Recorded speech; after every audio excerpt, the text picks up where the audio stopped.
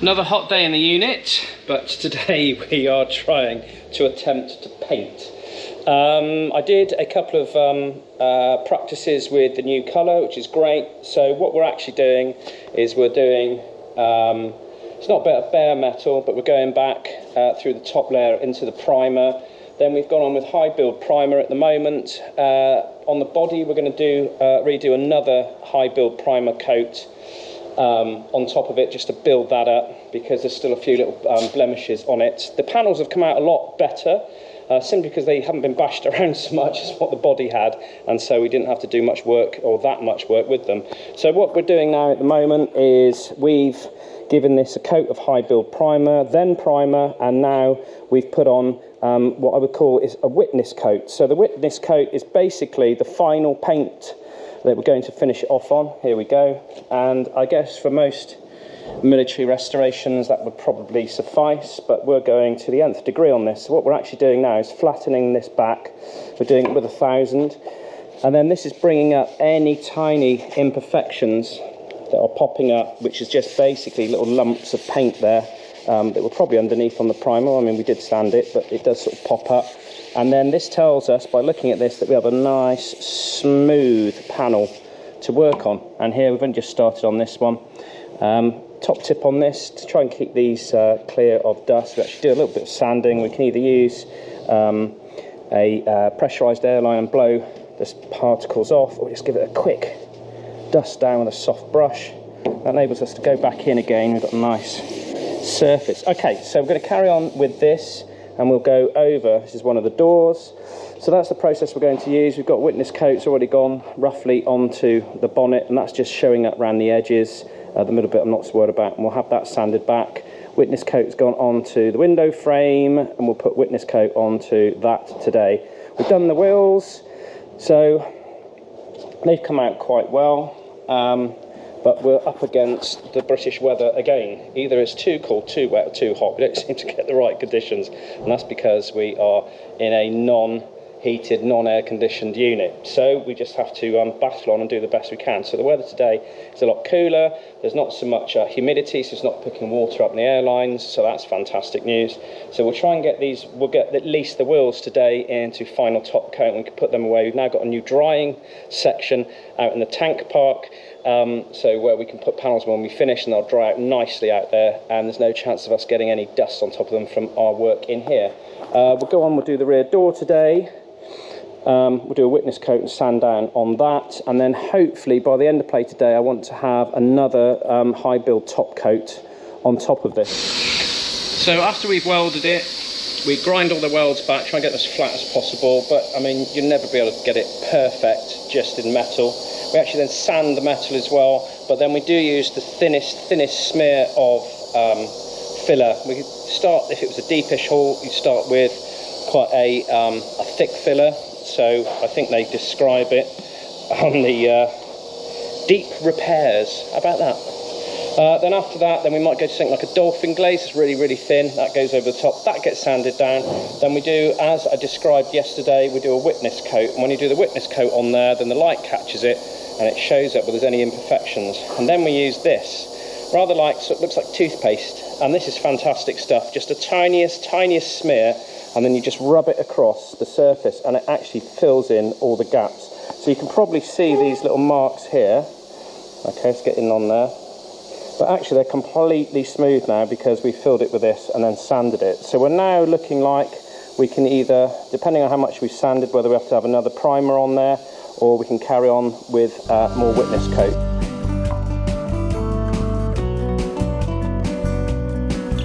We've now completely painted and refurbished all underneath the vehicle.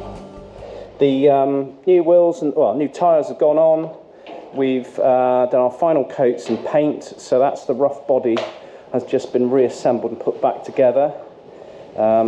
Today we'll be working very quickly to try and continue getting this done. Need to get this back to the customer. It's been quite a while. Nice, fresh, completely refurbished exhaust system, fuel tank, and you've seen all underneath of it. from one of our earlier videos. So why, Baz? Why is it taking so long? Apart from there's an incredible amount of bodywork's gone into it, and we do everything by hand. That's not hand sanding necessarily, but we really do take care in what we're doing. We want to make sure that we get the absolute best, but there's still something missing. Yep, there's no engine. Right, why is that? That is a complete saga on itself, so that's what I'm trying to sort out right now. So I'm just hot-footing it, just had the chap driver from Lithuania arrive, because he's just delivered this. So this is a replacement engine. So we're not going to actually use this engine. The only reason that we purchased it is for its block, because the original engine, the block, is beyond economic repair. It's been bored out in the past, and we don't quite know when that would have happened, because it hasn't happened in its current ownership, which is since it came from the Falklands. So how it managed to get rebored out at some point. So we fear that perhaps at some point in its past, it went in for some work, an issue was found in the block, and the block was replaced. So the block numbers not matching up with the chassis number. So this is a bit of a blow, really, because we wanted the absolutely original engine to go back in and be completely rebuilt, but it's just not possible, and it looks like the block might not be original to the engine anyway. So therefore we've purchased a 1979 petrol, and this is a M115. So it's the correct nomenclature, and I'll just make sure I get it right for you. It's a 954. So that means naturally aspirated 4-cylinder petrol engine for the Mercedes. So this is the absolute bob-on correct engine. So all we really need this engine for is that engine block.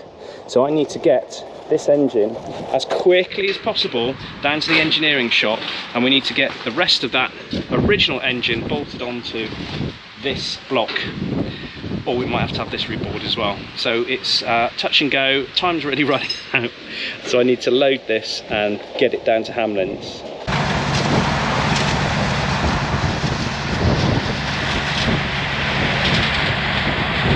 Hour and a bit driving, cross country though, very pleasant.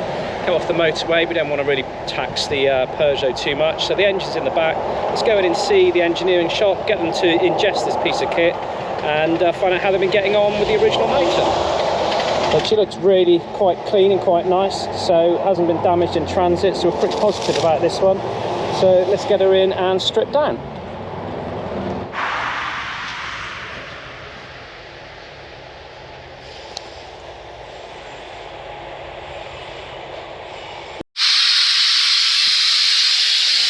Oh my god, that's ended. Okay, so we're still on the